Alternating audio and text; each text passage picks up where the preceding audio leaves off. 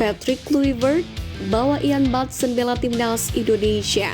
Media Spanyol konfirmasi duet Louis van Gaal dan Patrick Kluivert pimpin skuad Garuda. Kronologi taktik STY dikritik pemain keturunan. PSSI kena peringatan Komisi 10 DPR. Simak informasi selengkapnya sebagai berikut.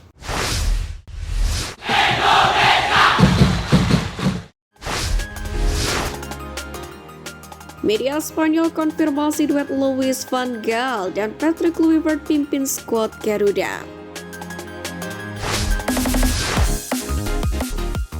Setelah pengumuman resmi pemecatan STY sebagai nahkoda timnas Indonesia, media Spanyol Marca mengkonfirmasi Louis van Gaal dan Patrick Kluivert akan memimpin usaha timnas Indonesia untuk lolos Piala Dunia 2026. Marca sendiri mengkonfirmasi rumor yang beredar bahwa Louis van Gaal akan menjabat sebagai direktur teknik PSSI sedangkan Patrick Kluivert menduduki posisi pelatih. Sebenarnya kolaborasi Patrick Kluivert dan Louis van Gaal sendiri bukan hal yang pertama terjadi. Sewaktu menjadi pemain, Patrick Kluivert sempat ditangani Louis van Gaal di Barcelona, tepatnya pada 1998-2000 dan timnas Belanda pada 2000-2001. Kemudian pada 2008-2009 Patrick Kluivert pernah diplot sebagai pelatih khusus penyerang di AS Alkmaar yang kala itu ditangani oleh Louis van Gaal. Hasilnya AS Alkmaar juara Eredivisie 2008-2009 mengalahkan tim-tim top seperti Ajax Amsterdam dan PSV Eindhoven. Terakhir kolaborasi mereka tersaji di timnas Belanda 2012-2014. Saat itu Louis van Gaal bertugas sebagai pelatih timnas Belanda sedangkan Patrick Kluivert duduk di posisi asisten pelatih.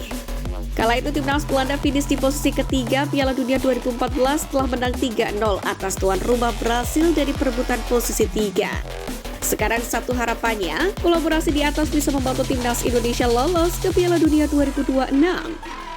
Karena perlu diketahui hingga matchday ke-6 grup C kualifikasi Piala Dunia 2026 zona Asia ini, timnas Indonesia duduk di posisi 3 dengan 6 angka. Terdekat, Merah Putih akan menantang Australia dan Bahrain di matchday ke-7 dan 8 grup C kualifikasi Piala Dunia 2026 zona Asia pada 20 dan 25 Maret 2025. Lalu sanggupkah timnas Indonesia menyambut poin penuh dari dua laga di atas dengan nahkoda baru?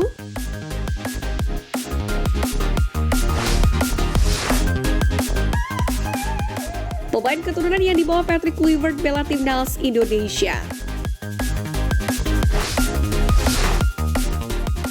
Pertama, Jerry De Wolf.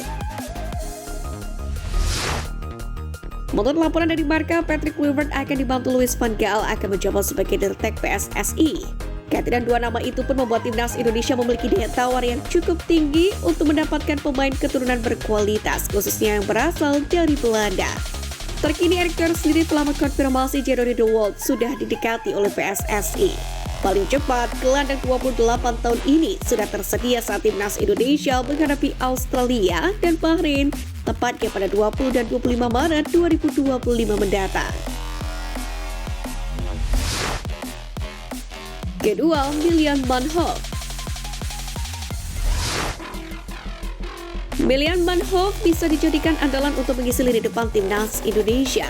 Bisa bermain sebagai winger kanan, sang pemain telah mengemas 5 gol dan 2 assist dari 24 laga di semua kompetisi, yakni bersama dengan Stoke City musim ini. Apalagi seperti yang kita tahu, ketajaman lini depan timnas Indonesia menjadi hal yang terus disorot dalam beberapa waktu belakangan ini.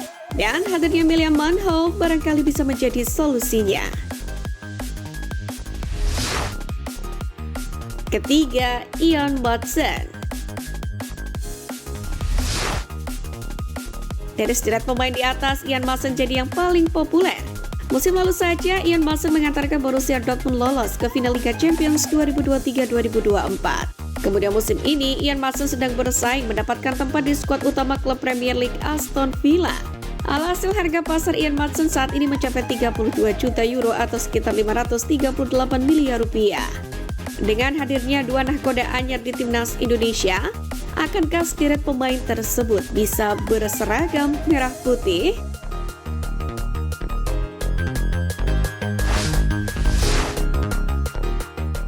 Kronologi taktik STY dikritik pemain keturunan.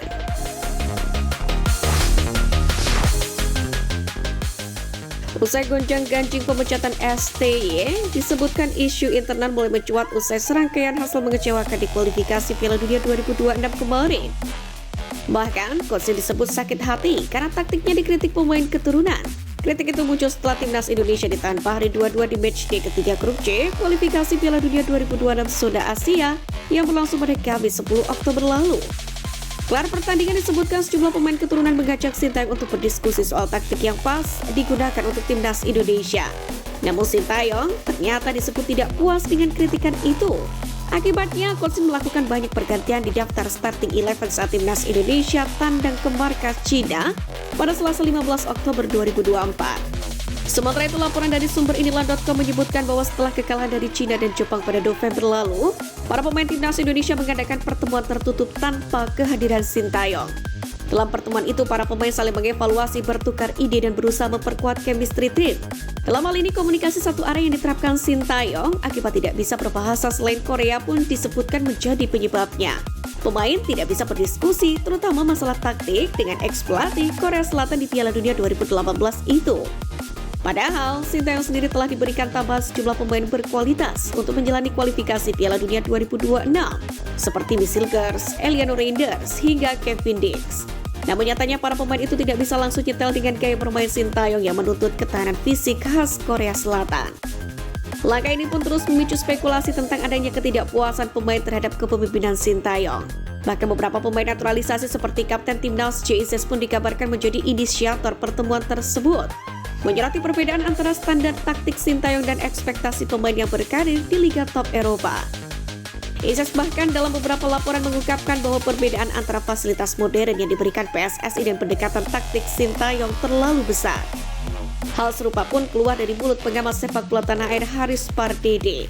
Apa yang disampaikan Bung Harpas sejalan dengan pernyataan Ketum PSSI Erick Thohir, di mana mantan Presiden Inter Milan ini mengatakan ada dinamika sebelum laga melawan Cina. Sementara itu dalam konferensi yang sama, Erick Thohir juga menegaskan pemecatan Sintayong demi mencari pelatih yang cocok dengan pemain. Hal itu pun semakin menegaskan pernyataan apa yang disampaikan Bung Harpa di atas.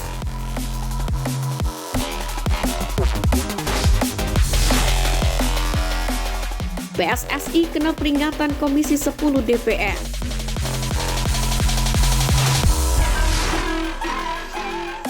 Pemecatan Sintayong dari pelatih timnas Indonesia di tengah babak kualifikasi Piala Dunia 2026 ini memang banyak menuai pro kontra. Banyak pihak yang tak terima dengan keputusan PSSI soal Sintayong dipecat. Namun tak sedikit pula yang setuju pelatih timnas Indonesia itu diganti. Menanggapi polemik itu, Wakil Ketua 10 DPR lalu Hadrian Irvani pun jujur menyayangkan keputusan PSSI memecat Sintayong ini. Sebab menurutnya, sosok pelatih Korea Selatan itu sudah banyak memberikan perubahan positif bagi timnas Indonesia. Lalu kemudian mengingatkan agar PSSI memilih pengganti STY dengan orang yang lebih baik. Apalagi saat ini timnas Indonesia sangat membutuhkan sosok yang lebih bagus agar benar-benar bisa membawa skuad Garuda lolos Piala Dunia 2026. Jangan sampai pengganti pelatih justru tidak akan membawa timnas menjadi lebih baik, kata lalu. Lebih dari itu, ia pun menghormati keputusan PSSI mengambil langkah besar di tengah babak kualifikasi Piala Dunia 2026 ini. Sebab ia yakin PSSI sudah membuat banyak perhitungan agar timnas Indonesia bisa terus berjaya di kancah dunia.